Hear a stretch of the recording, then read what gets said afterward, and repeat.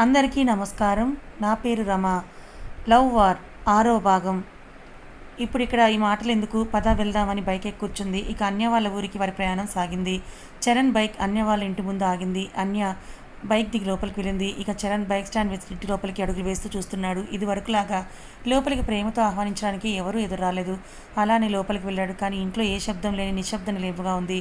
తన కంటికి ఎవరూ కనపడలేదు. ఏంటిది అసలు, ఒకప్పటి అన్య వాళ్ళేనా అని అనుకుంటూ నిలబడి చూస్తున్నాడు. ఇంతలో అక్కడ ఒక టేబుల్ మీద ఒక ఫోటో పెట్టి ఆ ఫోటోకి దండ వేసింది. ఎవరో అని చూశాడు. కానీ అక్కడ వెలుగుతున్న అగరబత్తుల స్టాండ్, ఆ ఫోటోలో ఉన్నది ఎవరో మొహం కనబడకుండా అడ్డొస్తోంది. దాంతో 4 అడుగులు ముందుకు వేస్తూ వెళ్ళాడు. ఇంతలో పెద్దగా ఒక అరుపు వినపడింది. అంత గట్టిగా ఎవరరిచారా అనుకుని తన చూపుని పక్కకు తిప్పాడు చరణ్. అక్కడ ఒక గదిలో ఏవో అరుపులు మాటలు కూడా వినిపిస్తూ ఉన్నాయి. ఆ గదివైపు వెళ్ళి చూడాలని అనుకొని అలా వెళ్ళడం సంస్కారం కాదేమోనని ఆగిపోయాడు. తన ధ్యాస ఫోటో నుండి ఆ గదివైపు మరలి అటువైపే చూస్తూ ఉన్నాడు. ఇంతలో ఆ గదిలో నుంచి కంటతడితో బయటకు వచ్చింది ఆన్య. అది చూసిన చరణ్కు మనసులో ఒక్కసారి ఏదో ఆందోళన మొదలైంది. వెంటనే ఆన్య, ఏమైంది, ఎందుకు ఏడుస్తున్నావు అంటూ కంగారుగా అన్నాడు. ఏమైందిరా చరణ్, నువ్వే చూడు అంటూ తన చేయి పట్టుకుని ఆ గదిలోకి తీసుకొని వెళ్ళింది.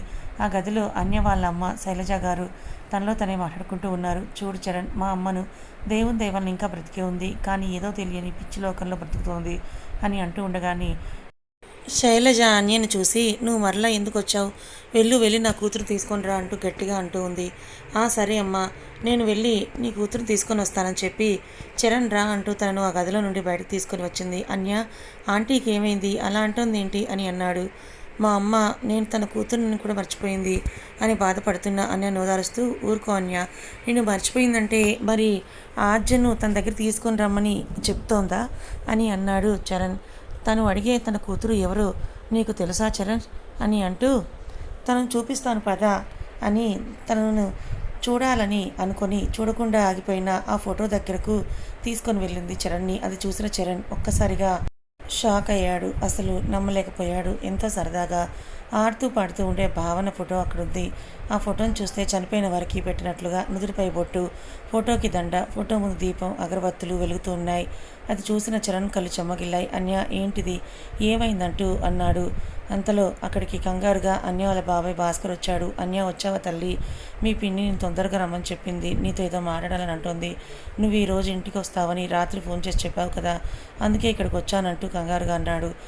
మరి నాకు ఫోన్ చేసి ఉండొచ్చుగా బాబాయ్, నీ ఫోన్ కలవడం లేదురా. అవునా, ఇంతకీ పిన్నికి ఎలా ఉంది బాబాయ్, నువ్వు ముందు రా అమ్మా అంటూ వైపు చూసి, చరణ్ నువ్వు మమ్మల్ని చూడ్డానికి వచ్చావా, చూడు మా ఇల్లు ఎలా ఉండేది, ఎలా ఉందో అంటూ ఏడుస్తూ వెళ్ళి చరణ్ గట్టిగా హత్తుకున్నాడు. అలా భాస్కర్ హత్తుకొని ఏడుస్తూ ఉంటే చరణ్ మనసు కదిలిపోయింది. తనకు మనసంతా భారం అయిపోయింది. చరణ్, నా భార్య ఇంకా బ్రతకదేవని డాక్టర్లు చెప్తున్నారు, దాన్ని అలా మంచంపై చూస్తూ ఉండగా ఆ స్థితిలో చూడలేక ఇటు వచ్చేశాను అని అంటూ బోరున ఏడుస్తున్నాడు. ఆ మాట విన్న చరణ్కు దుఃఖం ఆగక కంటనీరు తెలియకనే వస్తోంది.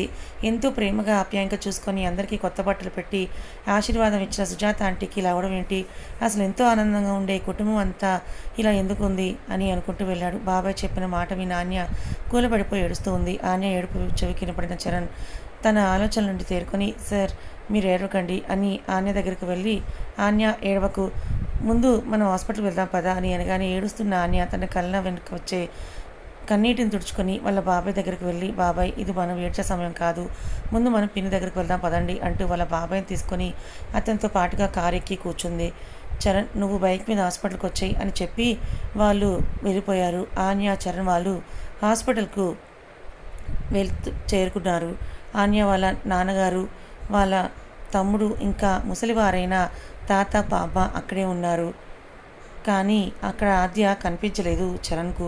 ఒకవేళ ఇంటి దగ్గర వాళ్ళ అమ్మని చూసుకుంటూ ఉండి ఉంటుందేమో అని అనుకున్నాడు. ఇంతలో చరణ్ చూసిన బామ్మగారు, బాబు చరణ్ వచ్చావా నాయన, చూసావా మా పరిస్థితి ఇప్పుడు ఎలా ఉందో, మేము నచ్చి మా కుటుంబంలోకి నువ్వు రావాలని అనుకుంటున్నావు, కానీ మా కుటుంబాన్ని నామరూపాలు లేకుండా చేస్తున్నాడు ఆ దుర్మార్గుడు, వాడు బాగుపడు, వాడు ఇంతకింతకు ఏడుస్తాడు, చూడు వాడు ఏడుస్తాడు అని అంటూ ఉండగా ఆవేశంగా అంటున్న బామ్మను తీసుకుని వెళ్ళి కూర్చోబెట్టి, బామ్మ ముందు మీరు ఆవేశపడకండి, ఇక్కడ కూర్చొని ఉండండి అని అంటూ ఉండగా ఆన్య వాళ్ళ తాతగారు వచ్చి భావన చనిపోవడం, ఇంకా ఆద్య అలా ఉండటంతో పెద్ద కోడలు మెంటల్గా అప్సెట్ అయ్యి అలా అయింది.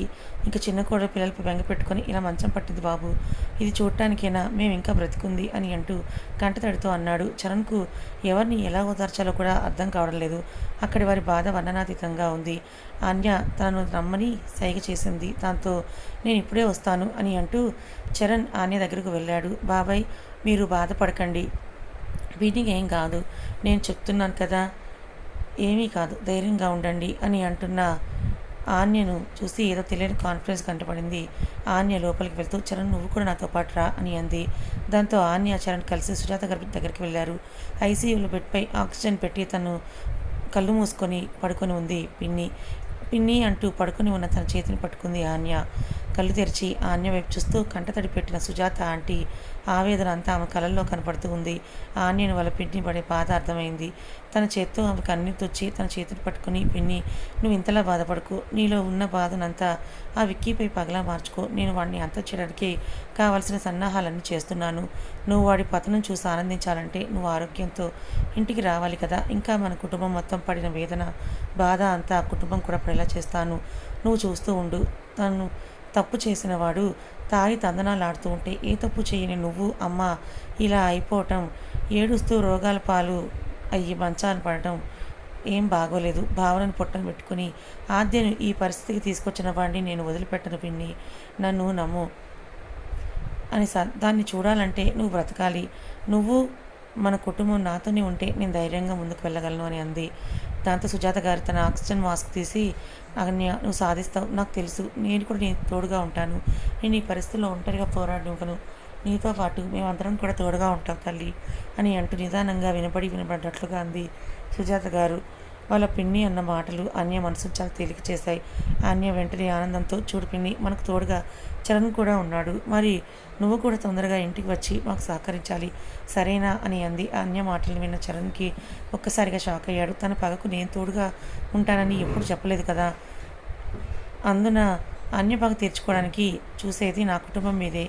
మా పెదనాన్న చాలా మంచివాడు. అసలు ఈ విక్కీ భావన చంపడం ఏమిటి? ఇంతకీ ఆద్యకి ఏమైంది అని అనుకుంటూ ఉన్నాడు. తిరిగి ఇంటికి రావాలి. మీ బాధనైతే మేము ఎవరూ తీర్చలేం, కానీ బాధను దూరం చేసుకొని బ్రతకడమే జీవితం అంటే. మీరు అన్నీ మర్చిపోయి ధైర్యంగా ఉండండి. మీకు అన్నీ తెలుసు. మీ అబ్బాయి భవిష్యత్తు మీరెంత ధైర్యంగా ఉంటే అంత బాగుంటుంది. నిజమే చరణ్, నువ్వు చాలా బాగా చెప్పావు పిన్ని. మన భువన్ కోసమైనా నువ్వు ఆరోగ్యంగా ఉండాలి. సరే అన్య, మీరు చెప్పినట్టుగానే ఆరోగ్యంగా ఉండేలా ప్రయత్నిస్తాను, కానీ నా కూతురు చావు కారణమైన వాడిని మాత్రం నువ్వు వదలకూడదు. వాడు కూడా తగిన శిక్ష అనుభవించేలా నువ్వు చేయాలి. అలా చేస్తానని ఎలాగో నువ్వు నాకు చెప్పావు అనుకో, ఇక నేను ఆ విషయంలో నీకు తోడుగా ఉంటాను అంది సుజాత. ఇంతలో అక్కడికి డాక్టర్ రౌండ్స్కని వచ్చాడు. సుజాత గారు అలా వారితో మాట్లాడుతూ ఉండడం చూసి మరలా ఆమెను చెక్ చేసి, మీరు ఈమెకి ఏమవుతారు అని అన్నాడు డాక్టర్. మా పిన్ని డాక్టర్. మీ పిన్ని గారికి పర్వాలేదండి, ఈమె మిమ్మల్ని చూసి మెల్లగా మాట్లాడగలుగుతోంది. అంటే ఇక మీ పిన్ని కోలుకున్నట్లే అని చెప్పి మందులు రాసిచ్చి జాగ్రత్తగా చూసుకోండి, ఎక్కువగా మాట్లాడించుకోండి అని చెప్పి అక్కడ నుంచి వెళ్ళిపోయాడు. ఆ మాట విన్న అన్య చాలా సంతోషంతో వాళ్ళ పిన్ని చేతిని ముద్దు పెట్టి, పిన్ని, నేను వెళ్ళి ఈ విషయం బాబాయ్ వాళ్ళకు చెప్తాను అని అంటూ ఆన్య ఆనందంగా బయటకు వెళ్ళి, బాబాయ్, డాక్టర్ గారు పిన్నికి ఏం కాదని చెప్పారు అని చెప్పగానే భాస్కర్ ఎంతో సంతోషంగా, ఇంకా అక్కడ ఉన్న వారందరికీ కూడా ఎక్కడ లేని ఆనందం కలిగింది. ఆ బాబాయ్, ఇంకో విషయం, పిన్ని నాతో మాట్లాడింది, నువ్వు కూడా వెళ్ళి పిన్నిని మాట్లాడరా అని అంటూ చెప్పి పంపించింది భాస్కర్ని లోపలికి. భాస్కర్ ఎంతో ఆనందంతో లోపలికి వెళ్ళాడు. సుజాత, నువ్వు కోలుకోవడం నాకు చాలా ఆనందంగా ఉంది. ఇంకెప్పుడు ఇలా నన్ను ఒంటరిగా వదిలి వెళ్ళాలని అనుకోకు అంటూ బాధపడుతూ ఉన్నాడు. ఏమండి, మా నాన్నలోని మన అమ్మాయి భావన ఉంది. ఇక నేను బాధపడి ఇలా మంచం పట్టను. ఇక నేను మా నాన్నకి తోడుగా ఉంటాను. అవును, మన భువన్ ఎలా ఉన్నాడు అని అంటూ అంది. నువ్వు అన్నది నిజమే సుజాత, మన నాన్నలోనే మన భావనను చూసుకుందాం. నువ్వేం టెన్షన్ పడకుండా ఆరోగ్యం జాగ్రత్తగా చూసుకోవాలి. ఇక మన భువన్ నీకోసం బెంగ పెట్టుకొని ఏడుస్తున్నాడు. అవునా, నేను వాడి గురించి ఆలోచించలేకపోయానండి. వాడు చాలా చిన్నవాడు. అమ్మాయి వాడికి తోడుగా ఉండాలి. కానీ నా కూతురు రూపం నా కళ్ళ ముందు మెదులుతూ ఉంటే నేను భావనను మర్చిపోలేక భోజనం సహించగా అమ్మగా నా కూతురి కోసం నేను ఉక్కిరి బిక్కిరి అవుతూ ఉన్నాను. అందుకే నా కూతురు నేను ఒడిలో పడుకోబెట్టుకొని ముచ్చట్లు చెప్పాలని, దానికి ఇష్టమైనవన్నీ వండి తినిపించాలని ఉంది. కంటతడి పెట్టుకుంటూ ఉండగా మరలా తల్లి హృదయ స్పందనలో తేడాలు గమనించి అక్కడ ఉన్న నర్సు వచ్చి, ఏమండి ఆమెను ఎక్కువగా మాట్లాడించకండి, ఆమెకు రెస్ట్ కావాలి, లేకపోతే మరలా నీరసం వస్తుంది అని చెప్పి భాస్కర్ని బయటకు పంపించింది. సుజాత దగ్గర నుంచి బయటకు వచ్చిన భాస్కర్ అన్య చరణ్ దగ్గరికి వెళ్ళి, అమ్మ అన్య, నువ్వేం చెప్పావో నాకు తెలియదు, కానీ సుజాత నిన్నే భావనగా చూసుకుంటానన్నది. నాకు చాలా బాధ దిగాయి. కూతురు పైన దుఃఖంలో మీ పిన్ని కూడా మంచం పట్టింది. ఒకవేళ అది కూడా పోతే నేను నా నిరాశతోనే జీవితాంతం బ్రతుకుతూ వచ్చేవాడిని. నా కొడుకుని సముదాయించలేక ఆ బాధతోనే నేను మంచం పట్టేవాడినేమో. నిన్ను చూడగానే ఎందుకో కానీ మీ పిన్నికి చాలా ధైర్యం వచ్చినట్లుగా ఉంది, అందుకే నీ గురించే నాతో చెప్తోంది అంటూ పార్వతమ్మ శంకర్రావు దగ్గరికి వెళ్ళి, నాన్న అమ్మ మీ కోడలు మాట్లాడుతోంది అంటూ నవ్వుతూ చెప్పాడు భాస్కర్. మాకు చాలా ఆనందంగా ఉందిరా, నా ఇంటి కోడళ్ళు ఇద్దరూ కూడా ఇలా అనారోగ్యంతో బాధపడుతూ ఉంటే మన ఇంటికి వెలిగిపోయింది. దేవుడి దయ వలన మన సుజాత మళ్ళీ మనకు దక్కింది, తను కోలుకుంది, అదే చాలు అని అంటూ తన ఆనందాన్ని వ్యక్తం చేశాడు శంకర్రావు. సుజాత కూడా తన సంతోషాన్ని ఇస్తే అన్యకు మాత్రం సంతోషంతో పాటు భారం ఇంకా రెట్టింపుగా చేసుకుంటూ దీర్ఘంగా ఆలోచిస్తూ ఉంది. నేను ఎలాగే నా విక్కి అంత చూస్తాను, వాడు ఇంతకీ ఇంత అనుభవించేలా చేస్తాను. వాళ్ళ అమ్మకు కూడా బుద్ధి చెప్పాలి. అందరి పిల్లలు ఆమె బిడ్డల్లాంటి వాళ్ళేనని, ఇంకా చెప్పాలంటే ఆమెను మించిన అమ్మ ప్రేమ మా అమ్మ పిన్నికి ఉన్నాయని తెలిసేలా చేస్తాను అని అంటూ ఉండగా ఇంతలో చరణ్, అన్య అసలు ఏమైంది అంటూ అన్నాడు. ఇక తన ఆలోచనలు పక్కకు జరిపి తన పిన్ని పడిన బాధను గుర్తు చేసుకుంటూ, చరణ్, ఒక పెళ్ళైన స్త్రీమూర్తి తన కడుపు పండి తన బిడ్డ తనను అమ్మ అని పిలవాలని ఎన్నో పూజలు వ్రతాలు చేస్తూ ఉంటే ఆమె పడే బాధను భగవంతుడు గమనించి తనకు వరంగా కడుపు పండిస్తే ఆ ఆనందంతో ఎంతో ప్రేమతో బిడ్డను కని తనను మరచి పాపే ప్రాణంగా పెంచుకున్న బిడ్డ యుక్త వయసులో ఉండి మరణిస్తే ఆ తల్లి పడే వేదన అనుభవించే ఆమెకు తప్ప ఇంకెవరికి తెలుసు? ఏ తల్లైనా తన బిడ్డల కోసం ప్రాణాలైనా ఇస్తుంది, అవసరమైందే ప్రాణాలైనా తీస్తుంది. అటువంటి తల్లికి తన బిడ్డనే ఎవడో బాధ్యత లేని సమాజానికి పట్టిన చీడ పురుగు లాంటి వాడు ఒకడు వచ్చి ఆ బిడ్డ ప్రాణాలు తీసేస్తే ఆ తల్లి పడే వేదన అరణ్యరోధనై ఆమెకి బ్రతికే రోజు ఆ బిడ్డలేని తనకి అవి అనవసరమైన రోజులు.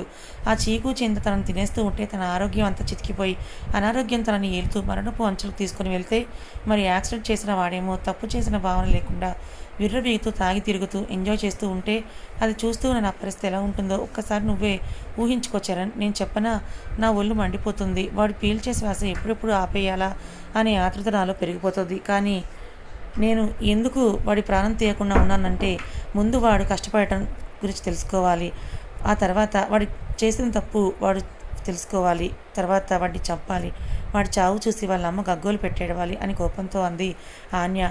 అసలు నువ్వు ఏమంటున్నావు అర్థమవుతుందా అన్నాడు చరణ్. బాగా అర్థమయ్యి అంటున్నాను చరణ్, బాధను అనుభవిస్తూ ఉండే నాకు కాక ఇంకెవరికి అర్థమవుతుంది చెప్పు?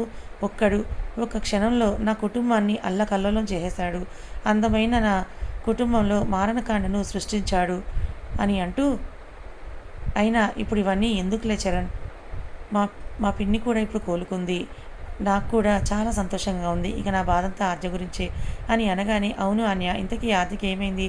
అసలు ఆద్య ఎక్కడ ఉంది? నాకు మీ ఇంటి దగ్గర కనిపించలేదు, ఇక్కడ హాస్పిటల్లోనూ లేదు, ఇంతకీ ఆద్య ఎక్కడ ఉంది? అయినా నువ్వు తన గురించి బాధపడటం ఏమిటి అని అన్నాడు. వెంటనే అన్య కళ్ళు చెమ్మగిల్లాయి. ఆద్య నా తోడపుట్టిన అల్లరి పిల్ల, అందం తనకు అలంకారం, ఇంట్లో అందరికీ తనంటే ప్రాణం, ముఖ్యంగా ముసలి ప్రాణాలైన మా తాత నాయనమ్మలు అయితే భావన చనిపోవడం, ఇంకా ఆద్య మాకు దూరంగా ఉండవలసి రావడం వాళ్ళు ఈ వయసులో భరించలేకపోతున్నారు. పిల్లలైనా మేము నలుగురం ఎప్పుడూ వాళ్ళ కళ్ళ ముందు కనపడుతూ ఉండాలని అనుకునేవారు. చరణ్, ఆద్య ఎక్కడ ఉంది అని అడిగావు కదా, తను కూడా హాస్పిటల్లో ఉంది, నేను నీకు తనను చూపిస్తాను రా అంటూ తీసుకొని వెళ్ళింది ఆన్య చరణ్ను. అక్కడే పక్కనే ఉన్న ఐసీయూ విభాగం వైపు తీసుకుని వెళ్ళింది. ఆద్య అదే హాస్పిటల్లో ఐసీయూ రూమ్లో పడుకొని ఉంది. తనకు స్పృహ లేదు, కదలిక కూడా లేదు. అది చూసిన చరణ్ నోట మాట రావటం లేదు. ఒక్కసారిగా తన కళ్ళ ముందు ఆద్య అల్లరి, తను పోటీలో నడవడం, ఇంకా తను గెలిచినప్పుడు తను వేసిన గంతులు, తన అల్లరి సంతోషాలన్నీ గుర్తు చేసుకుంటూ బాధతో, ఆన్య ఏంటిది? ఆద్యకి ఏమైంది? అసలు మీ కుటుంబానికి ఏమైంది? నేను ఇక్కడ ఏం చూస్తున్నాను? మీ ఇంటికి వచ్చినప్పుడు మీరు ఎలా ఉన్నారు, ఇప్పుడు ఎలా ఉన్నారు మీరు? నేను నమ్మలేకపోతున్నాను అని కొంత నిర్ఘాంత పోయి తీరుకొని, అసలు ముందు ఆద్యకి ఏమైంది చెప్పు అన్య అంటూ అన్నాడు. తను కోమాలో ఉంది, తను మనతో మాట్లాడదు, కానీ మనం తనతో మాట్లాడవచ్చు. మనల్ని తను చూడలేదు, కానీ మనం తనను చూసుకోవచ్చు. మేము ఆద్యను ఇలా అయినా చూసుకుంటూ ఉన్నాం, కానీ భావన అసలు మా కంటికి కనబడిన దూరం వెళ్ళిపోయింది. మేము చూడాలని ఉన్నా చూడలేనంత దూరం అంటూ ఏడుస్తుంది. ఆన్య ప్లీజ్ ఏడవకు, అసలు ఇదంతా ఎలా జరిగింది? ఎందుకు మీకే ఇంత ఘోరం జరిగింది? మొత్తం కుటుంబం అంతా ఇంతలా వేదనతో పడే బాధని అనుభవిస్తూ ఉన్నారు. మిమ్మల్ని ఇలా చూస్తూ ఉంటే నా మనసంతా వేదనతో నిండిపోయింది. ఇంతలా మిమ్మల్ని బాధకు గురి చేసిన వారిని ఊరికే వదిలిపెట్టకూడదు అని అనిపిస్తోంది. అనిపించడం కాదు, వాడు ఎవడైనా సరే నేను వదిలిపెట్టను అని ఆర్జను ఆ పరిస్థితి చూసిన చరణ్ ఆవేశంలో ఊగిపోతూ అన్నాడు. అందుకే చరణ్, నేను కూడా వాడిని వదిలిపెట్టకూడదనే మీ ఆఫీసులో జాయిన్ అయ్యాను అన్న అన్య మాటలతో చరణ్ ఆవేశం కాస్త నిరుత్సాహంగా మారింది. అప్పుడు గుర్తుకొచ్చింది ఇదంతా విక్కీ వల్లనే అని. అన్య పదే పదే అనడం, ఇంకా యాక్సిడెంట్ అని అనడం చరణ్ను ఆలోచన పడేశాయి. ఇక ఒక్కసారిగా తనను తాను తమాయించుకొని నిదానంగా, అన్య అసలు విక్కీ ఏం చేశాడో చెప్తావా? ఇంతాక యాక్సిడెంట్ అని అన్నావు ఏంటి అని అన్నాడు ఆ రాస్కెల్ విక్కీ. సారీ, మీ అన్నయ్య కదా, మర్చిపోయాను. మీ అన్నయ్య విక్కీ ఏం చేశాడో నన్ను నీకు తెలుసుకోవాలంది కదా, చెప్తాను చరణ్.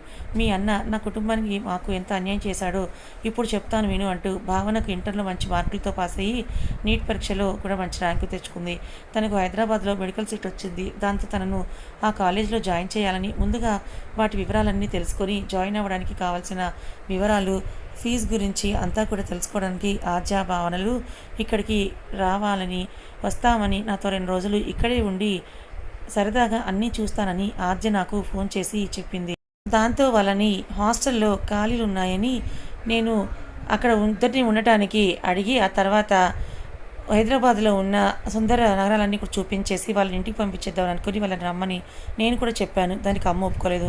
మా నాన్న బాబాయ్ వచ్చి భావనను జాయిన్ చేసి హాస్టల్లో తను ఉండేందుకు కూడా మాట్లాడి పెడతావు అని అంటూ మా అమ్మ నాతో అంది. అమ్మ, నేను ఉన్నాను కదా, ఆర్జే భావన జాగ్రత్తగా చూసుకుంటాను. నాతో వాళ్ళను 2 రోజులు ఉంచుకొని హైదరాబాద్ అంతా చూపించి ఆ తర్వాత మీకు చెప్తాను. అప్పుడు నాన్న బాబాయ్ని ఇక్కడ పంపించు. అప్పుడు వాళ్ళు వచ్చి భావనను కాలేజీలో జాయిన్ చేసి ఆద్యం తీసుకొని ఇంటికి వేస్తారు అని అమ్మకి మా ఇంట్లో వాళ్ళందరికీ నచ్చచెప్పి ఒప్పించాను. నువ్వు చెప్పింది బాగానే ఉంది. మీ ఊరి నుంచి అంత దూరం వాళ్ళు తిరగటం కంటే నీతో ఉండి పని చూసుకొని సరదాగా ఉండి ఆ తర్వాత ఇంటికి వెళ్ళడం మంచిదే కదా. నేను కూడా అత్త ఆలోచించి వాళ్ళిద్దరిని రమ్మని చెప్పాను. కానీ నేను అనుకున్నది ఒకటైతే ఇక్కడ జరిగింది వేరు. అంటే ఏం జరిగింది అన్య? ఆ రోజు భావన అద్దె ఇద్దరు నా దగ్గరికి వచ్చారు చరణ్. కానీ హాస్టల్లో ఖాళీ లేదని వార్డెన్ అంది. అదేంటి, హాస్టల్లో ఖాళీ ఉందని అన్నావు కదా? అవును ఉంది, కానీ అప్పుడే వార్డెన్కి తెలిసిన వారు ఎవరో వస్తే వాళ్ళని అక్కడ ఉంచుకుంది చరణ్. ఆర్జా వాళ్ళకి రూమ్ లేదని చెప్పింది. ఓ అలాగా, మరి ఆర్జా వాళ్ళు ఎక్కడ ఉంచావు? చాలా చోట్ల ప్రయత్నించాను కానీ ఎక్కడ రూమ్ దొరకలేదు. నాకు ఇక టెన్షన్ పెరిగిపోతుంది. అంతా టెన్షన్ పడటం ఎందుకని? అప్పుడు మా ఇంటికి రావచ్చు కదా. అంటే అప్పుడు నేను నీకు గుర్తు రాలేదు కదా. నిజం చెప్పాలంటే నాకు ఆ టైంలో ఆ టెన్షన్కు నువ్వు గుర్తు రాలేదు, సారీ అని అంది. అది నాకు తెలుస్తుందిలే, కానీ మరి భావన ఆర్జ పరిస్థితి ఏమిటి? వాళ్ళు తిరిగి తిరిగి అలసిపోయారు. ఇంతలో వర్షం మొదలైంది. ఆ వర్షం కాస్త ఎక్కువై కుంభవృష్టిలా ఉరుములు మెరుపులతో దంచి కొడుతూ ఉంది. అక్క, నేను ఆద్య అక్క ఇంటికి వెళ్ళిపోతాము. రేపు నాన్న పెదనాన్నతో వస్తామని భయంగా భావన అనగానే, ఏంటి ఇంటికి వెళ్తే ఇక నన్ను ఇక్కడికి పంపరు, నాకు సెలవులు అయిపోతూ ఉన్నాయి. అక్కడే మన ఊర్లోనే నేను కూర్చొని ఉండాలంటే నాకు బోర్ కొడుతూ ఉంటుంది. అక్క, భావన మాటలను పట్టించుకోకు. ఎలాగోలా మేము ఈ 2 రోజులు ఇక్కడే ఉండేలాగా నువ్వే ఏదో ఒకటి చూడు అని అంది ఆర్జ. కథ ఇంకా ఉంది. ఇంతకీ విక్కీ మరి ఆర్జని భావని ఇలా అవటానికి కారణం ఏమిటి? అసలు ఏం చేశాడు? మరి విక్కీ మీద ఆన్య పగ ఎలా తీర్చుకోబోతోంది? చరణ్ మనకి తనకు హెల్ప్ చేస్తాడా లేదా తెలుసుకోవాలనుకుంటే ఛానల్ని ఫాలో అవ్వండి. ఈ కథ మీకు నచ్చితే లైక్ చేయండి, మరి కొంతమందికి షేర్ చేయండి. ఇలాంటి మరిన్ని మంచి కథల కోసం మన ఛానల్ని సబ్స్క్రైబ్ చేసుకోండి. Thank you so much for watching.